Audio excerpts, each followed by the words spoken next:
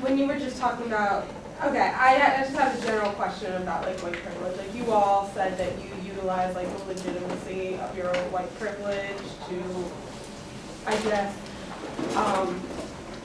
you're all are like African American studies or interested in African American culture in some respects. So you use like your legitimacy of your white voice to like perpetuate that.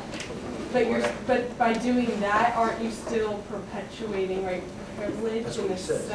Yeah, like do you think like I don't know, like yeah, you did say that before, but that just got me thinking like, is it possible?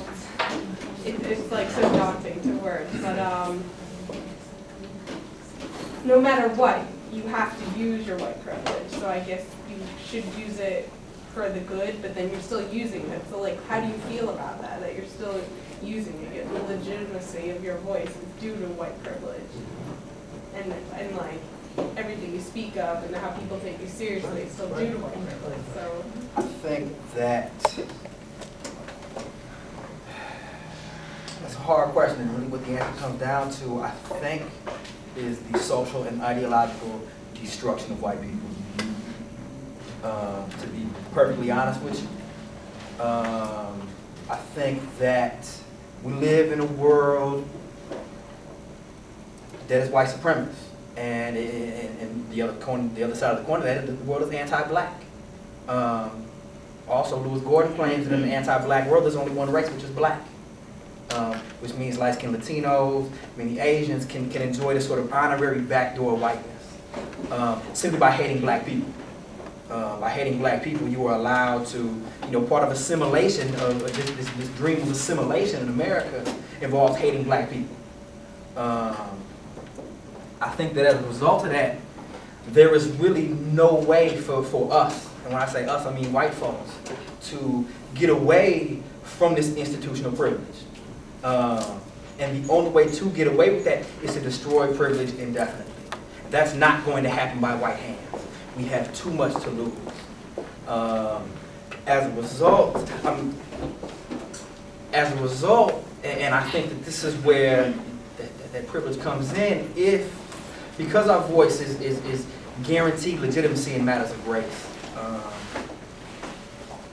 And I'm of the opinion that that privilege in itself is ultimately self-defeating. It's economically self-defeating. It's all around self-defeating. Morally, everything.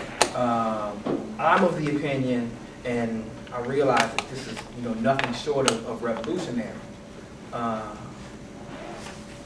If we white folks can convince enough whites, particularly working class whites, the white proletariat, that racial privilege is essentially self-defeating. And I mean, it's a study done by Lois Weiss, I think her name is. She deals with poor white men who have lost jobs. They claim it's due to affirmative action, and they blame black folk and Latinos for taking their jobs, as opposed to blaming capitalism, or even in that minute idea, blaming the white man who signed the bill into action.